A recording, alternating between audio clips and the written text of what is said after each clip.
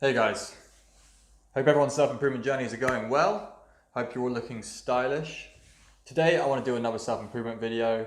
I've decided it's going to be one self-improvement video a week and one style-based video a week, and I'm going to be flexible about whether it's Tuesday or Thursday that I output which of which. So I know that's may become like an irregular upload schedule to some people, but sometimes I want to make something and put it up really quickly. So I don't want to have this like rigid upload schedule, but I do want to make sure the days I have uploads due are always the same.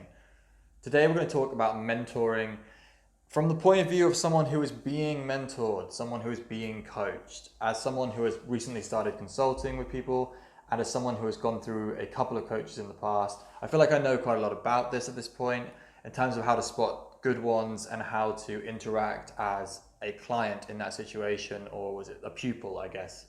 Coaching client is typically how they say it. At some point, the mentor has got to stop holding your hand. And I think you should be aware of this. Like, you should go into any relationship, like in terms of coach, client, mentor, student kind of thing, and realize at some point the goal is for you to not need them anymore.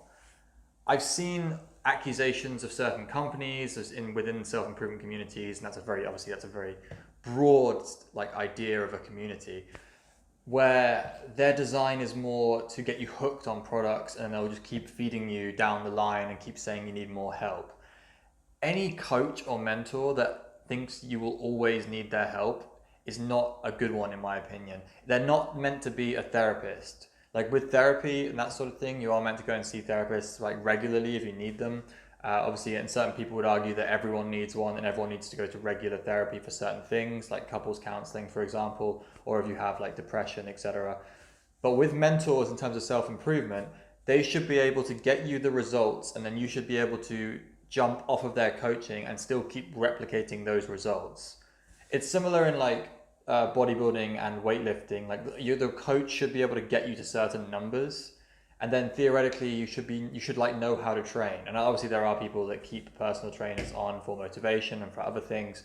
But I think especially within self-improvement, where it's like dating, like making friends, building businesses, they should be able to coach you if they're any good at it to a point where you don't need them anymore. My own example came with Kill You and a Loser, and it came a couple of years ago. I did end up keep seeing him after this incident, but there was an idea that from that point on we were on like not borrowed time is actually the way of saying it. We were on at that point we were on like a countdown to how long I would keep needing him in terms of for the dating and self-improvement goals that I had. And that was really healthy. It was really healthy of him to stop me at some point because I was messaging him a lot. I was acting like I needed a lot of help. I was badgering him when I shouldn't have. I was generally being an annoying student that's asking too many questions and acting like he can't do anything on his own. And it was the best thing he could have done for him to turn around and go, look, I can't hold your hand forever. And I know he tells it to students now as well. I know he tells them that he can't hold their hand forever. The point of his mentoring and coaching is a short term to get you to be able to do the things he teaches you in your life moving forward, to like lay the groundwork for building on crushing your goals and figuring things out on your own.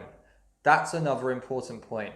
None of you are going to be able to provide anything back to the community, anything back to the world, if you aren't able to innovate and figure things out for yourself.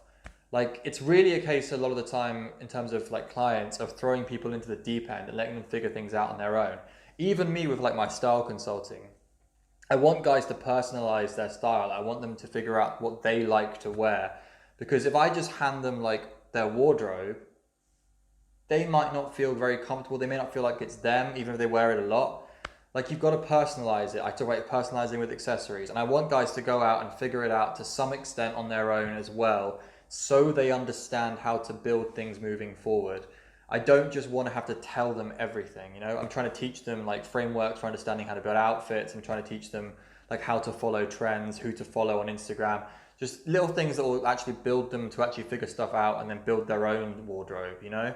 And Andy, on a much bigger scale, was teaching guys how to like figure out like dating on their own, how to figure out building businesses on their own, how to figure out building social circles and friends on their own. Obviously, he gave them all the advice that he knew and he fast-tracked their progress.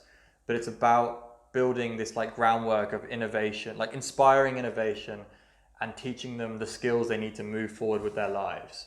So you as a student or as a client, you need to understand that these mentorships are supposed to be temporary, and that you're supposed to build yourself up to their level or even further and beyond it.